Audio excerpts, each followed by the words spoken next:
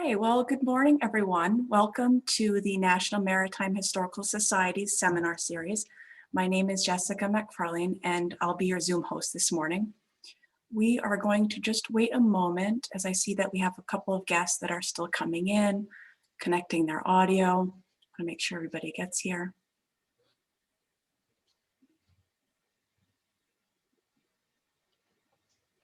Walter Brown, I just saw you come in. Welcome. So nice to see all of you again. Rick Lai, nice to see you. Jean, of course. Good morning, Lou and Linda. Mike.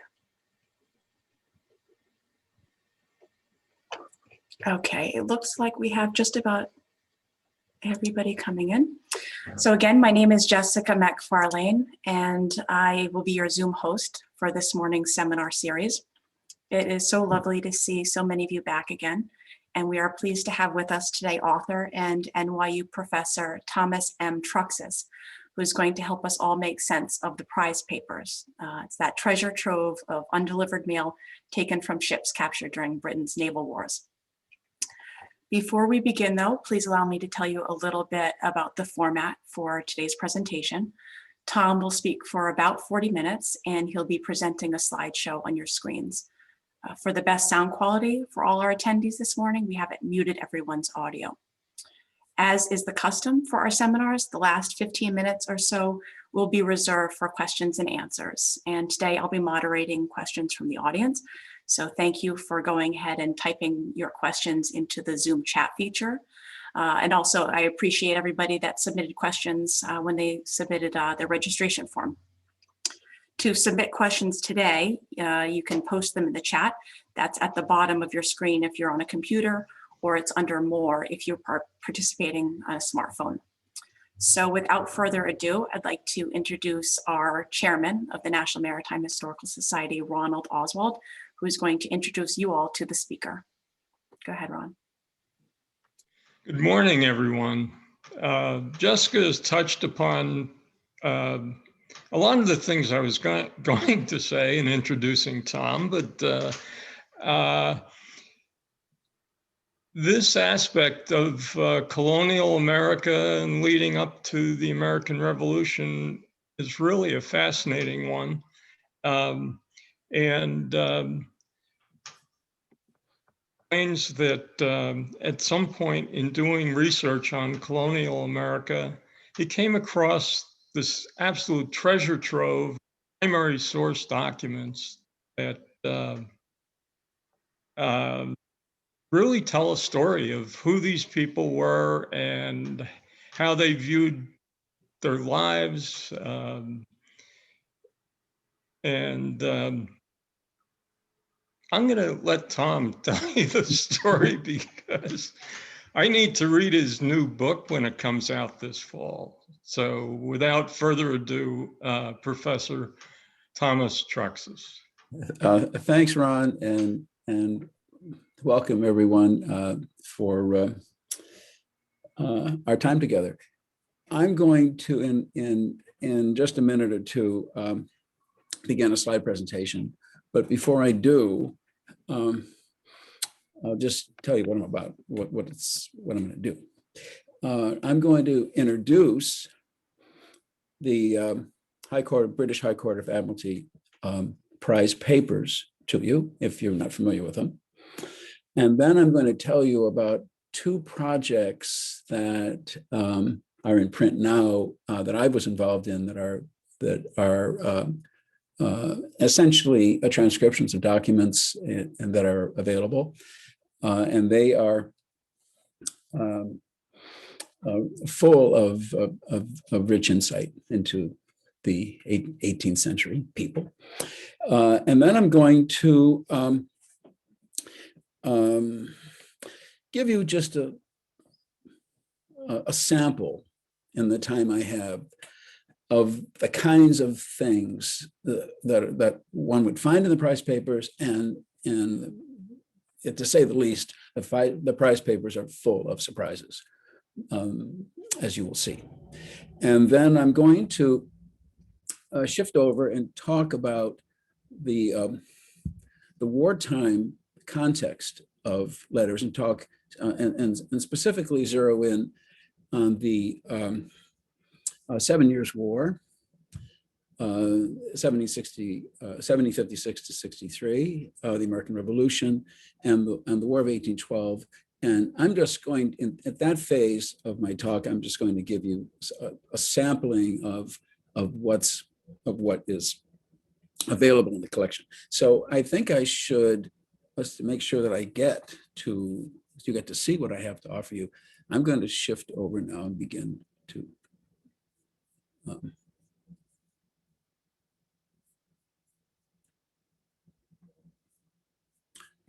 okay.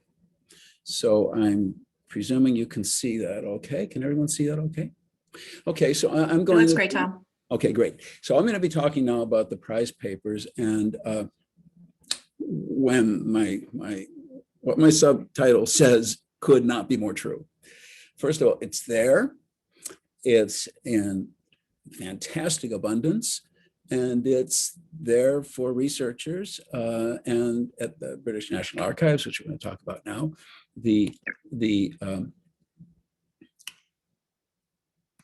Okay, I have to.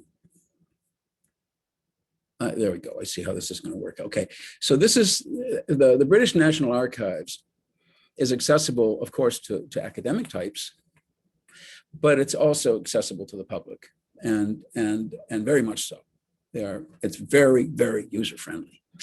This is the British National Archives out in Kew. Kew is, if you're unfamiliar with the landscape, it's so to roughly say about halfway between central London and Heathrow. So it's in that space. It's along the Thames, and it is a fantastic facility, and with a marvelous staff. I'm going to be talking about the prize papers.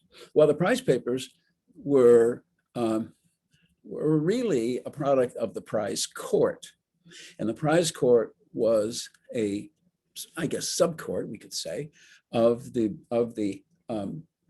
High Court of Admiralty. The High Court of Admiralty has beginnings in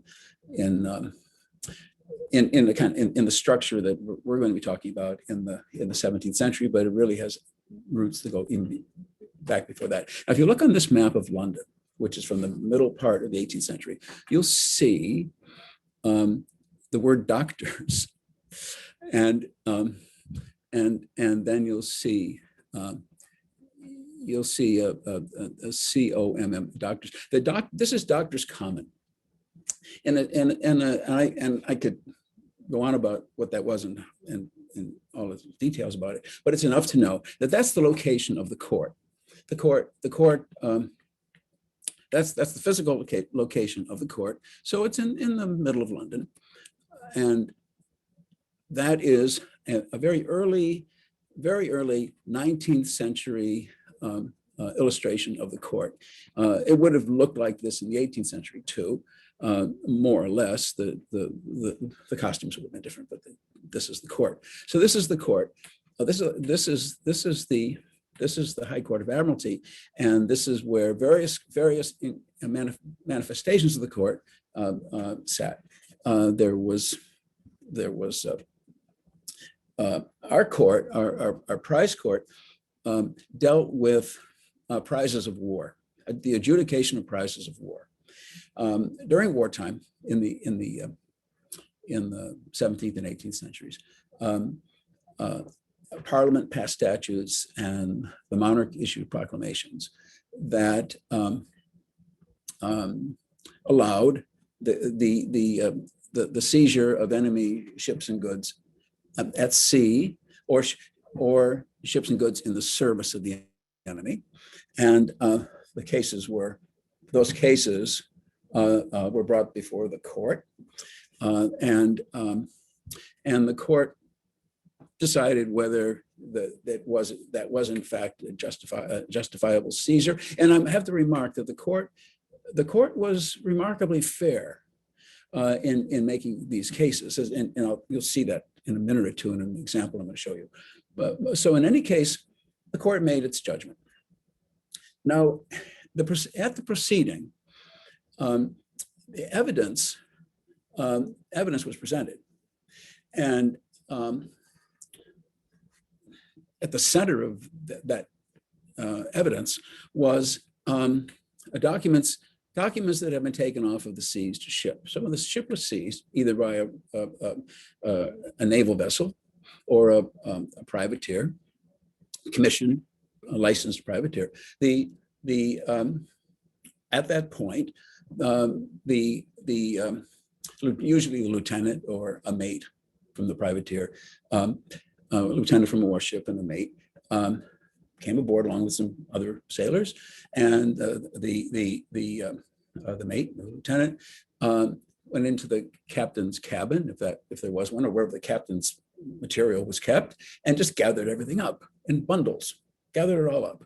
And some of them took what looked like just maritime, shipping documents or trade papers. Some took everything, and they bundled it up, put it aboard the privateer or the warship, exchanged their prize crew or whatever they did, whatever was required, and off they sailed. And then eventually all this material, all this stuff ended up in the court and figured in the adjudication. I want to move my screen here. There we go. Oh, I want to go back. There we go. I'm showing you this picture. This is an archivist friend, Randolph Cox at the British National Archives. And the reason I'm showing you this picture is not just to capture Randolph's pretty face, but to give you some idea of the scope of the material we're talking about. Those boxes contain material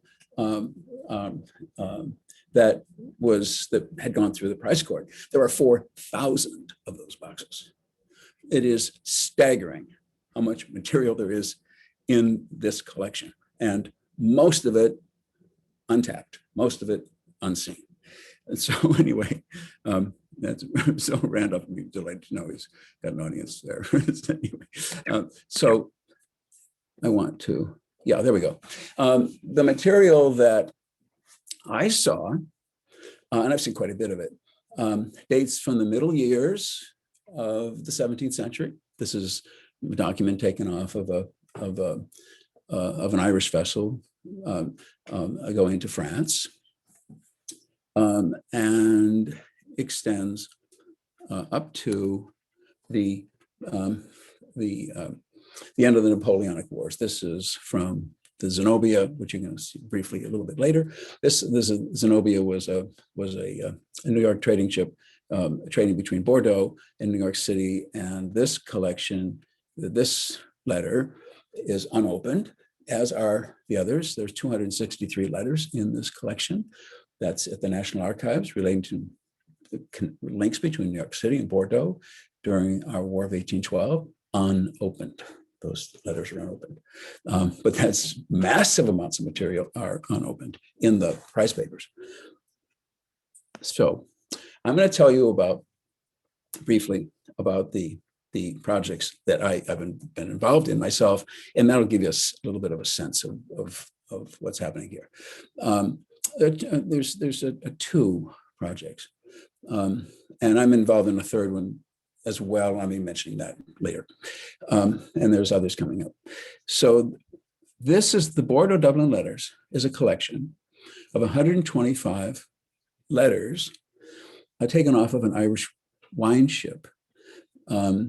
Ireland and France had a vigorous wine trade, and you may already know that there's a very strong Irish presence in the Bordeaux wine business, and some famous Irish names are on the labels of Bordeaux wine. But in any case, that's another very big story. But in any case, that trade continued in wartime under special permissions. The king, literally, it was the king's signature on the documents that allowed vessels to travel from Dublin, which was the wine port, to Bordeaux. And the French king's name appears on the documents that allow the ships to pass freely going the other way. But in any case, the little ship called the Two Sisters of Dublin, carrying a cargo of wine to France, was captured by a British privateer, that captain, who essentially snubbed his nose at those papers and brought the case to the court. There we go. I just want to make. There we go. Those documents are preserved in the book. This is the Bordeaux Dublin letters, which I worked with colleagues, Louis Cullen in Dublin, who was my mentor when I was a graduate student at Trinity College Dublin, and my colleague John Shovelin at NYU, who was an authority on French history. So I found these documents out of the blue. I was looking for something else. I was working on my history of colonial trade in the prize papers, and I literally stumbled on this little stack of letters tied up with a pretty blue envelope. Well, this map, I'll tell you more about that in a second. This map shows the location where the Two Sisters was captured. This is from an exhibition we did in New York City. It was captured coming out of Bordeaux, on its way, crossing the Bay of Biscay. It was captured by the British privateer and then taken to Bristol, and then the material was transferred to London. This is give you a little flavor of these scenes. This is, of course, is not the actual. This was the news crews were not on the scene, but this is here we have. It was a pretty big privateer coming that Ezekiel Nash was the captain of, chasing down, called the Mars, chasing down the little wine ship. And here's a picture that in my mind captures the essence of it. So if you're making a movie about this, think about that. In any case, okay, so this is what I found. I found just a stack of these letters. This is a typical of them, and there were, as I said, over 125 of these unopened, and for some reason, I had the presence of mind. I say this because we always don't necessarily always have the presence of mind, but I had the presence of mind when I found them to photograph the fronts and backs of all the envelopes, because I realized that they were not going to remain open very long, and so I photographed them all. This is what they looked like. This never been opened. This mail had been undelivered. It was.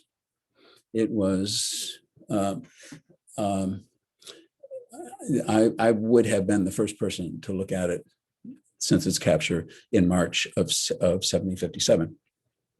When I found the letters, I notified one of the archivists that what I had done, and they set up a workstation for me the following week, and I spent 2 days opening them. They cut the archivists cut the seals with a razor blade, and then I opened them. And when I opened them, the sand came out of the letters.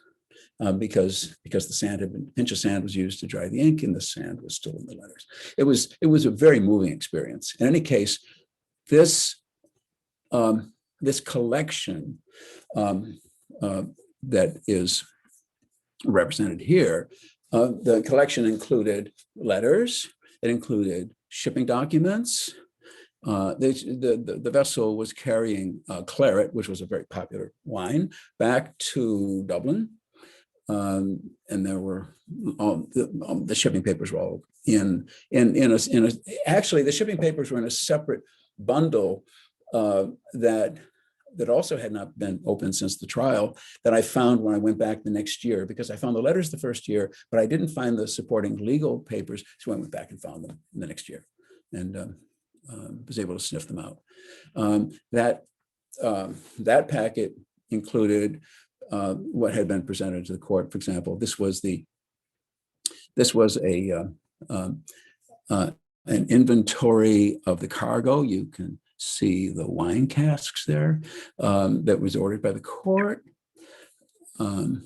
This is more of that it was very, very detailed, right to the last detail of what the cargo consisted of.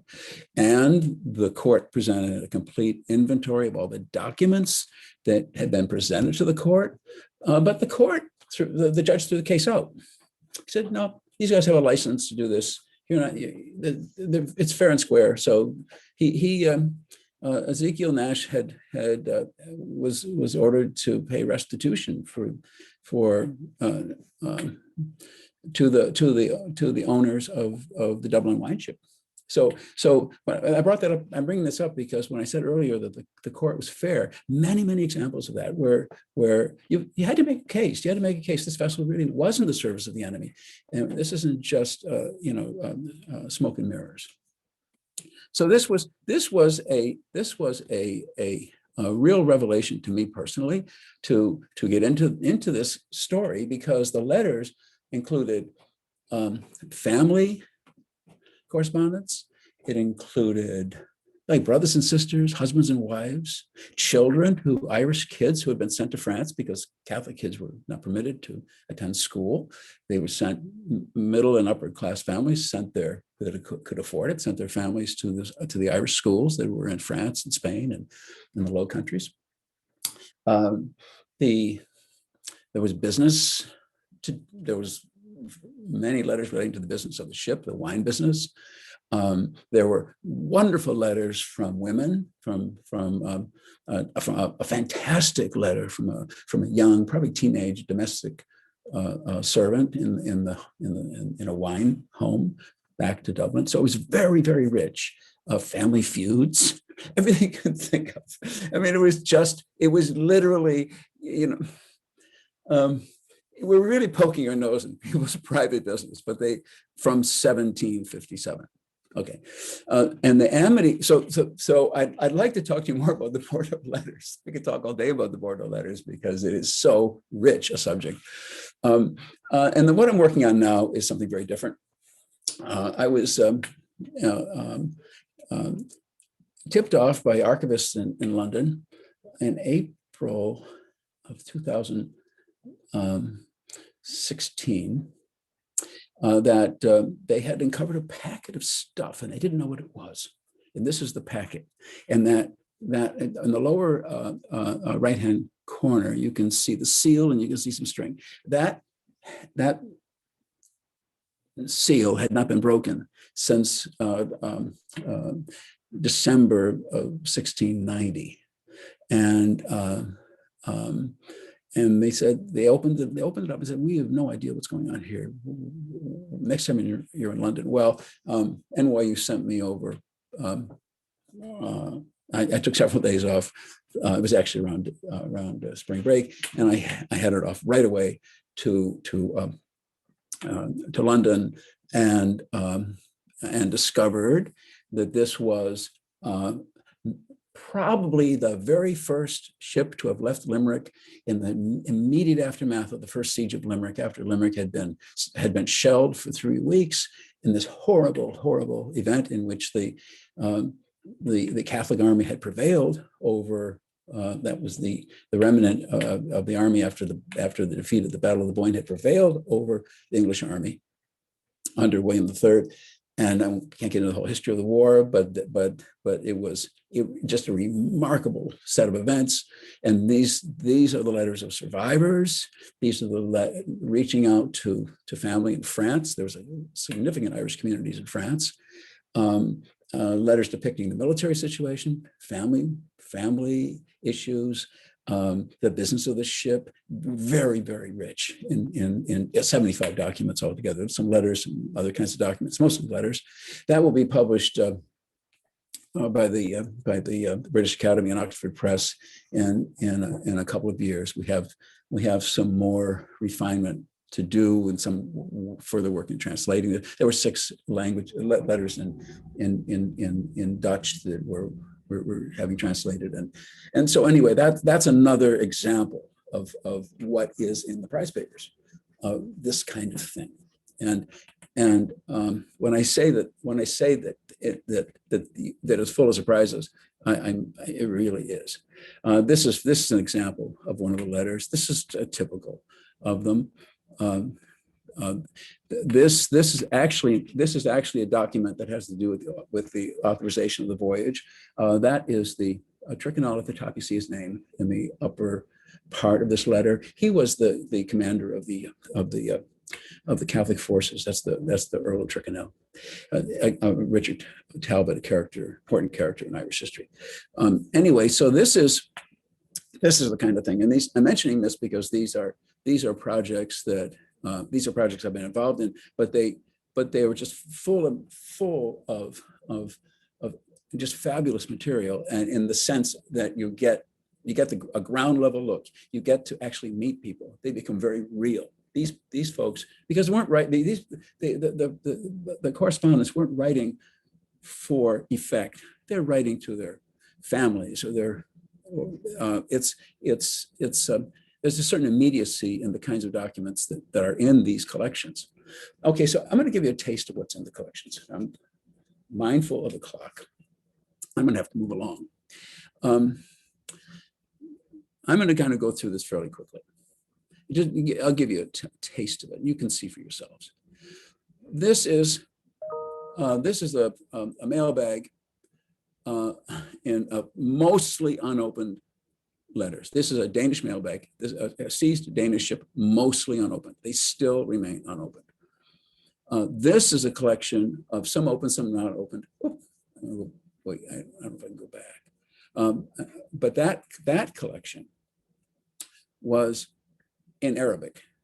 That was 45 letters in Arabic, and I had an NYU student meet me in London, a young woman, an Egyptian woman, and she read those and told me those letters read as though they were written yesterday. That again, family correspondence, family business. This is the sort of thing. Here's a student lesson book. Here is Irish dances. Mick Maloney on our fact. Some of you may know who he is. He's an internationally known Irish music performer, but he's also on our faculty at NYU in musicology. And Mick told me this is the first example of these Irish dances that he has ever seen. And we're going to do a performance of these. There's 7 Irish dances in this collection from 1744. The collection's rich in graphic material. And this is just one sample of it. And there's many, many more. I just didn't organize my papers according to graphic images. But this is just one that just jumped out at me. But there's so many examples. Graphic images in printed documents, sometimes illustrations, in notebooks and little sketches that people have made. Fabric samples. This particular batch was very interesting to me because of the richness of the colors. It doesn't come through in my picture particularly as much as it was in the flesh. Just as very, very rich mixtures of colors, and all of these were different. They were all different. This was from, again, 1744. This really took my breath away. This was in a collection from the ship Europa, which had just under 300 letters in it. And one of them contained this inventory of slaves from a large plantation on the north side of Jamaica. There were, I don't remember the exact number, I should have checked, but it would have been just short of 200 slaves in this inventory. But it gave a good amount of detail in the sense that we know the name of the enslaved African, but we also know more about him because it was organized according to men, women, and children, and we see the valuation of the slave, and sometimes some of them are valued at 0 because they have been maimed, and horribly maimed, in working in the machinery on the sugar plantations. It is really get your attention. This is, I have to say, I'd never seen anything quite so dramatic in essentially an account as this. That was again in the Europa papers. This will get your attention, I think. This is a list. This is not a portage bill, but it's a list of the crew. It's essentially a permission for this crew to sail in 1777 during the war. It's a kind of covering document from Bermuda to Turks Island in the Caribbean, in the Bahamas, north of the Bahamas there. But if you can see it on your screen, it's essentially, there's the captain and there's the mate, and essentially 5 enslaved Africans. This is the crew of that ship. Which now, when I'm saying they're enslaved, without really knowing one way or the other, they could be free blacks, but the chances are they weren't, because it was common that enslaved Africans served on ship crews. But here's an example of documentation to back that up. Lots of things like this, little notes. They're not really letters. They're not formal documents. They're little notes that people pass to each other in correspondence. And they sometimes thank you notes, sometimes asking for a favor, sometimes just passing a piece of information off to a friend, this sort of thing. Social historians would thrive on this kind of well, it's almost like ephemera, but it's rich. West Indian newspapers are very hard to come by. From late in the century, a little bit easier, but during the years of the 7 Years' War, in that period, very, very, very rare. And they pop up once in a while. This is the Jamaican Courant from 1756. And it's, again, rich in detail. We have, what's going on in Kingston at that moment. I used this paper in a recent article I did about an Irish merchant in John Byrne in Kingston. There's a bit of a story about him. Now I'm going to go through this pile of stuff. So I just want you to see this is the pile of stuff. So this is just when I was going through boxes and finding these collections. I'm just going to have to kind of tool through this now. It's for the sake of time. This is what I was finding repeatedly. This kind of thing. This is from the era of the 7 Years' War, and massive amounts of correspondence unopened in French, Spanish, Portuguese, and Dutch, and some Danish.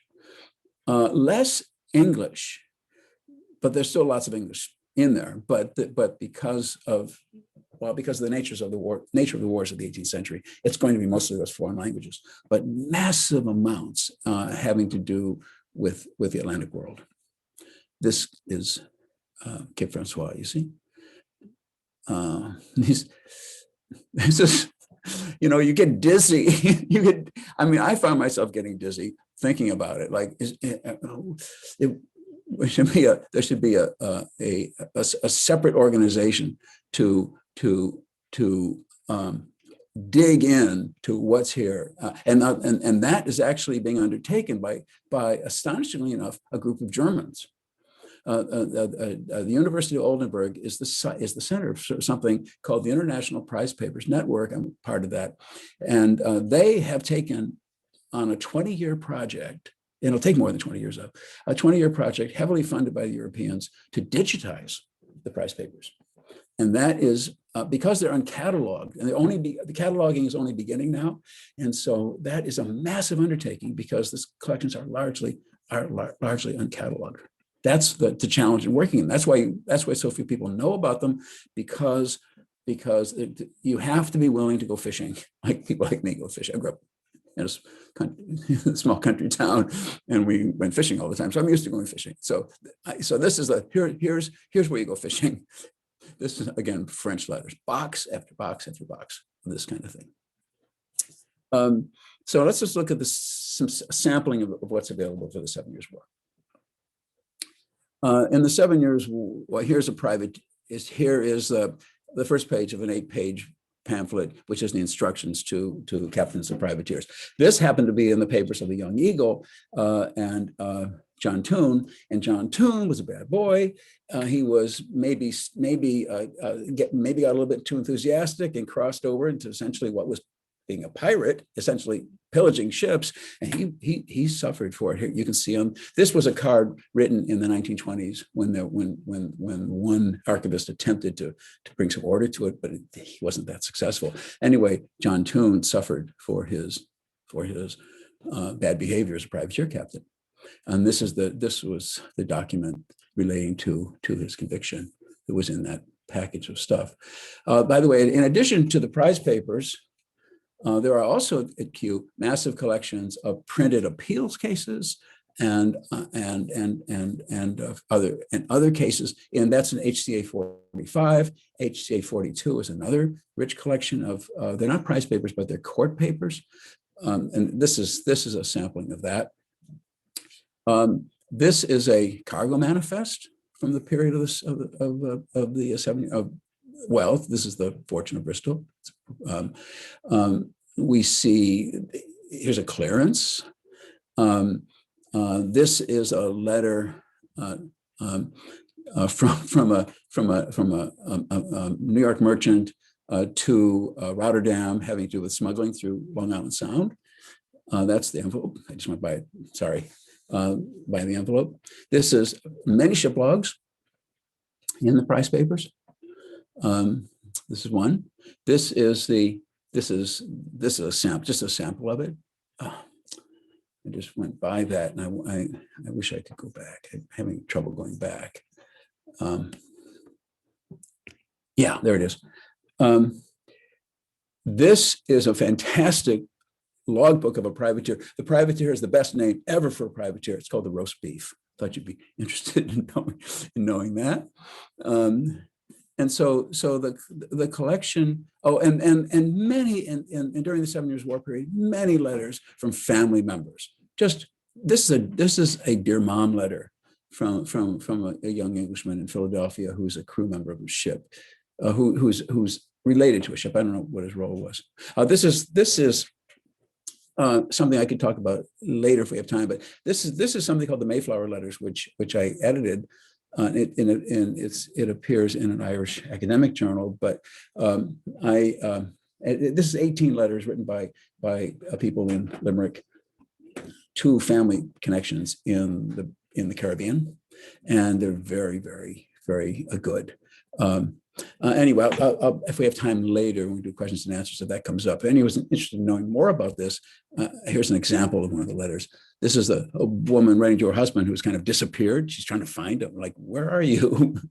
And this is a letter, almost impossible to see, from a young Irish mom who has started a business, her own business. And she's doing business with her uncle in Bridgetown, Barbados. And she makes ketchup. Really and truly, that's what this letter is about. Packaging little barrels of ketchup to send ketchup. Ketchup was this is not Heinz 57 ketchup. This is the ketchup as in the cookbooks of the 18th century. This is essentially a tasty condiment that she prepares for her uncle and sends it off. She's got a little business going, and it's marvelous. I mentioned her in the introduction to my new book.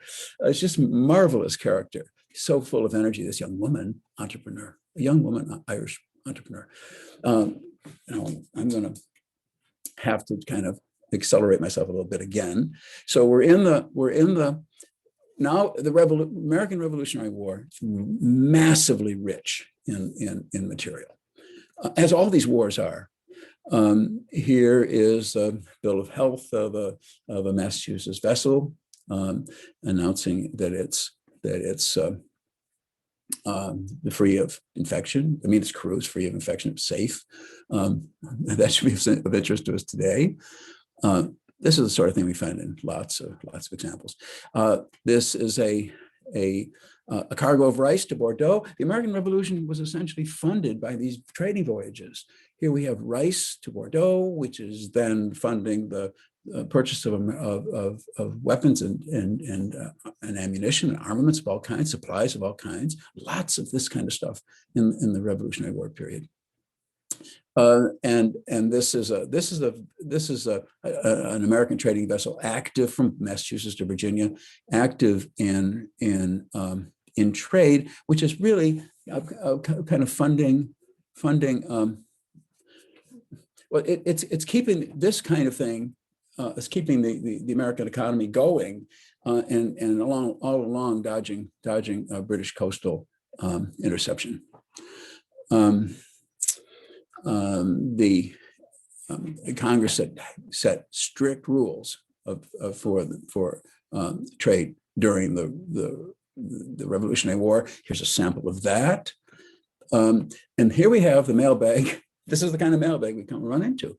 Here's the mailbag of a Boston vessel going to France and Spain. That's the mailbag, and there's the mailbag with. I took the stuff out and took a picture of it so you could see.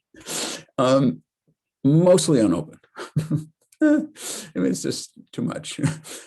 This, among the many things in it, this happened to be open. This is a letter to Gerdacki, Joseph Gerdacki and Sons, which was the principal conduit in Spain for supplying the American Revolution during the war years. Very important guy, unknown to most folks, unknown player in our story of our American Revolution, Gerdacki. But his name was all over these kinds of things. This is very special. And I found one of these for every state. This is a bill of exchange drawing funds from the French loan that after France entered the war, and the loan was secured to the Americans, the funds were drawn against that sum by these bills of exchange. And as I said, I found one for every state. This is Massachusetts, and it's a bill of exchange. And this one happens to be just pretty much typical. They all look the same. They're different colors. Each state had a different color of ink on them. That's how I distinguish. I mean, that's easy to distinguish them.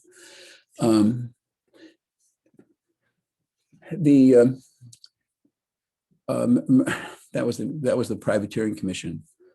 The American Congress commissioned privateers, just as the British Crown commissioned privateers. Here we have a sailor aboard an American privateer who says, he's a young guy, he's 23 years old, and he says, this is, they made him an offer he couldn't refuse, and he became a crew member of the British privateer. I mention this because there are very long, really endless cases, documents of depositions of sailors of all kinds, talking about their circumstances,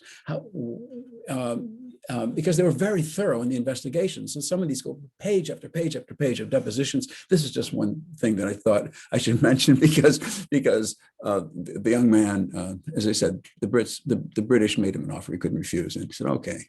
He became a crew member on the British privateer. This is interesting to us because it is it tells us about the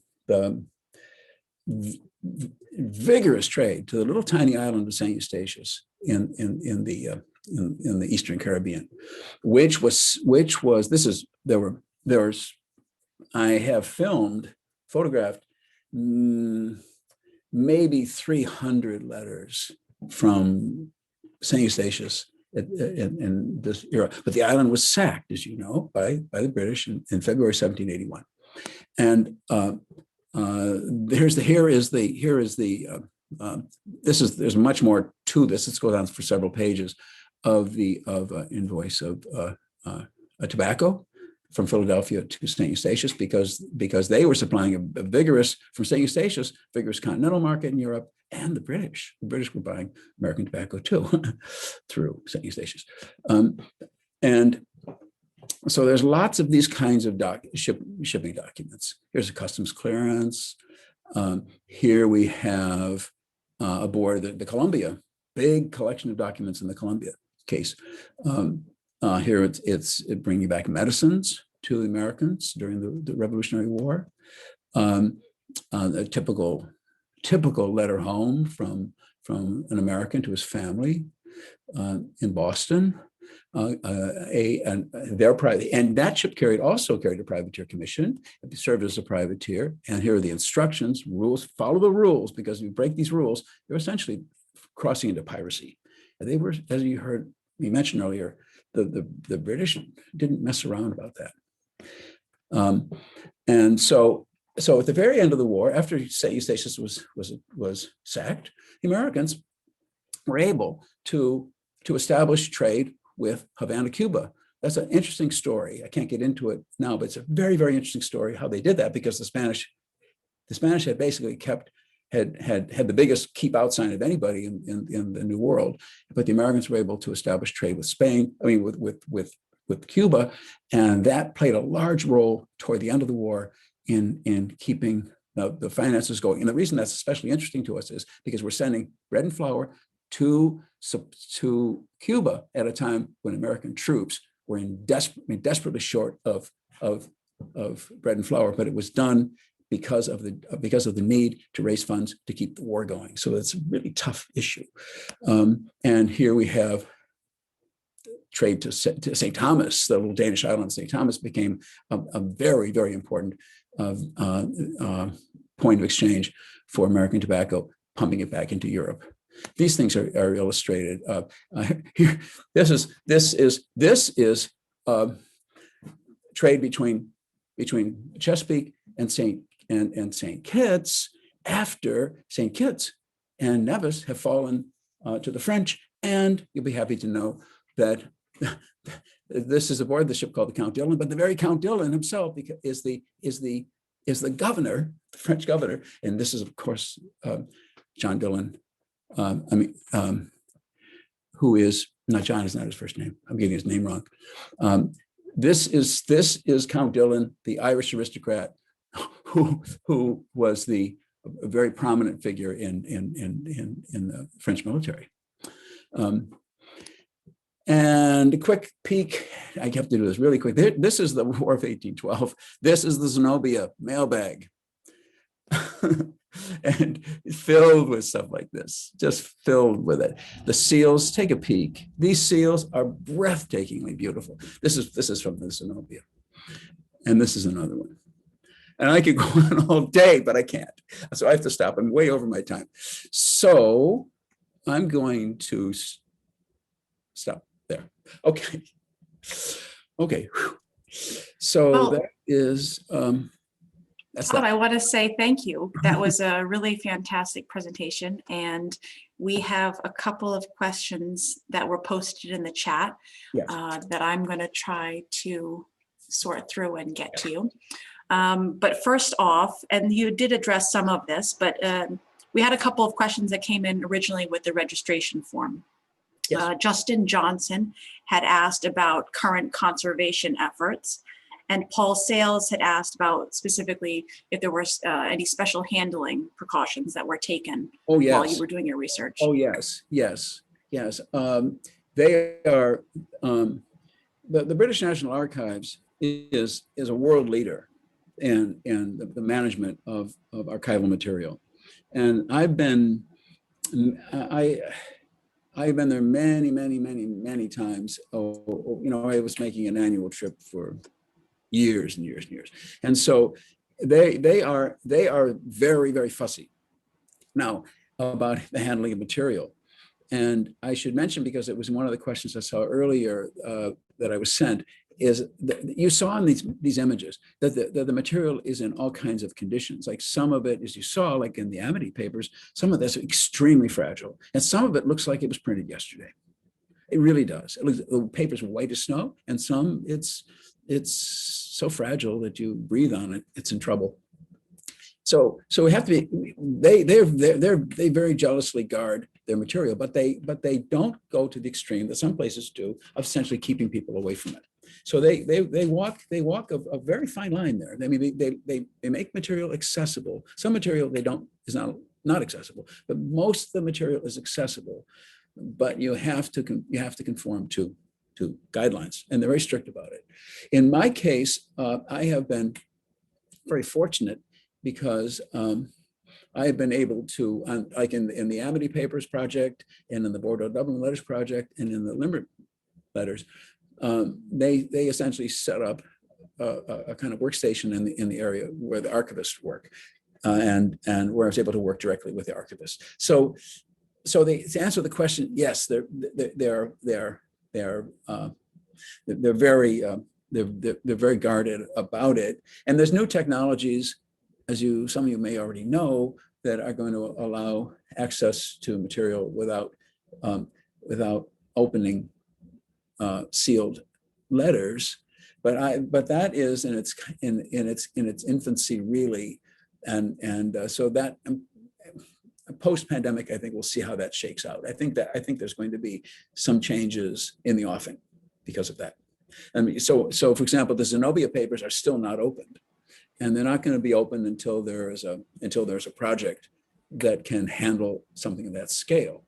So I think that's the best answer I can give to that. I think that is helpful because we've had a couple of questions that related to that topic. Yeah. And more specifically about how people could access the collection themselves. I heard that you had mentioned Germany's project. I think you said it was a 20-year project to digitize and catalog the prize papers. How far along is that? We've had a couple of questions about how people, is that like are there any volunteer-based opportunities for people to become involved in that?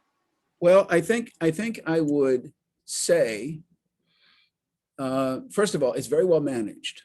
It's headquartered at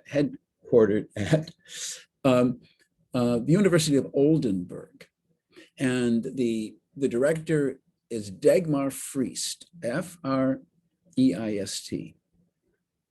Dagmar Friest. Am I spelling your name wrong? F-R-I-E-S-T, E-I or I-E-S-T. You won't have trouble finding her, Dagmar. She heads up the International Prize Papers Network project. And they are, the material that they're working in tandem with archivists at Kew at the British National Archives. And so they have a team, they've sent a team over from Germany to London to do the photographing, but it's going to be a very long slug because the material is so extensive. They're estimating, now this is just their estimate. The low end of the numbers of the pieces of correspondence is that they're estimating is 80,000 pieces, and the upper end is about 100,000 pieces of correspondence. And they're being very, very careful about how it's being organized and how it's being cataloged and how it's being presented. And so I can't see how it can be done in 20 years. So I think this is a project that's just going to continue on indefinitely. But they were able to acquire some significant funding. So I would say that people interested in this should contact the International Prize Papers folks in Oldenburg. Dagmar Friest, as I said, is the director, but they are very competent folks, and it's so surprising to me that it would be Oldenburg that's taking this on. There's a very big involvement of some Dutch folks as well. There are nearly every European language. It's not just the maritime states. It's astonishing how many language groups are represented in the prize papers, how many countries are represented in it. It's enormous in terms of its scope and rich in potential. So And Tom, speaking of languages, because this was another question that came up from Lee Grusin, and that was, in addition, obviously, to translating the letters from different languages, even among the letters in English themselves, was it difficult to kind of read the handwriting, understand that whole language? That is a fantastic question. And I'll tell you why. Because it isn't just a matter of translating. 25 of the Bordeaux Dublin letters were in French. But these letters were written at a time in France when there were very strong regional differences in the written language.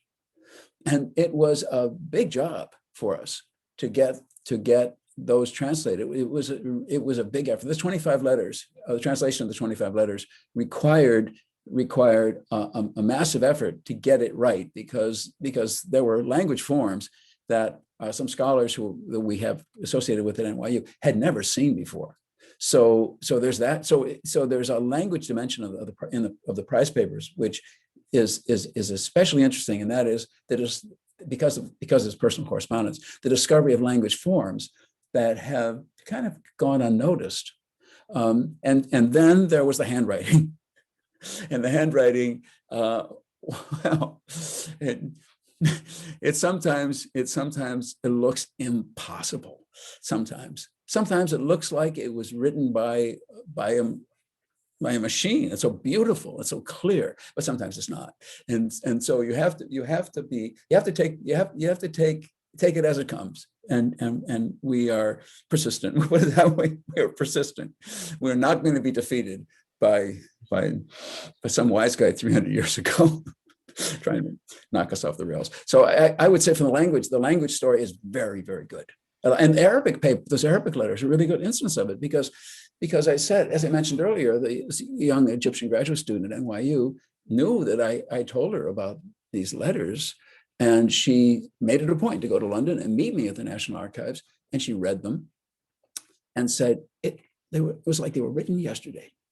They were from 1759, just written yesterday. It was colloquial, standards, and a style that was very comfortable to read. And that's true of much of it. Much of it will feel very, very immediate, because the letters were not written for effect. They were written, it's the husband writing to the wife, or it's the school kids writing home and saying, send money. College kids, so predictable. College kids are writing home for money. Send clothes and money. That is so relatable. Let me ask you. I didn't do so well in my courses. One kid said, I didn't do well in the Latin, but better in the because he's now in France. He's an Irish kid in France. I did better in the mathematique. And then basically, please send money. Well, let me ask you one other. I'm going to combine two questions, which I think I can relate together. Paul Sales had asked about the letters being undelivered. Is there any kind of thought that at some point those would be kind of passed on to the descendants that are, as the addressee? Actually, they're not. The British National Archives isn't going to pass those documents on. They're not going to do that. But I have been contacted by a small number of descendants of people who's appeared in the Bordeaux Dublin letters. And the very first letter in the 125 in the book, the very first letter I heard from the descendant in New Zealand, and she was so thrilled to see her ancestor. It was, yes. So to some extent. There is that, but the National Archives, they're not taking that on as a responsibility. It's just beyond the capacity. So, but anyway, that is a very important point to bring up, because there's a present day generation that would be very interested, and I have had some contact, and it's a real thrill when I get it. Yeah. Well, I have two other quick questions, I think, and then we're going to have to wrap up the Q&A. Well, maybe three quick ones. Paul Johnson had asked, are there any other artifacts in there besides the letters? Oh, yes. They're packed with things, like playing cards, fans, wallets, all kinds of jewelry, knickknacks of all kinds, the fabric samples, the music, all that stuff that I showed you earlier, all that was in the material that was taken out of the captain's cabin.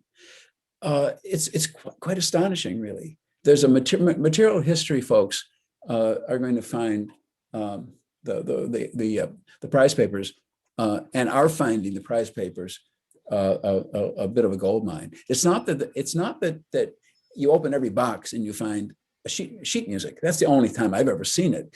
That one time I showed you, but it's full of surprises. You simply don't know when you open a box. There's 4,000 boxes. You don't know when you open them what you're going to find. Sometimes it's just going to be a very thin file describing the basics of a case. The next time it's going to be a thick packet of 200 letters and all kinds of stuff. So there's absolutely full of surprises. And I found at least I want to take a shot, maybe 30 or 40 quill pens,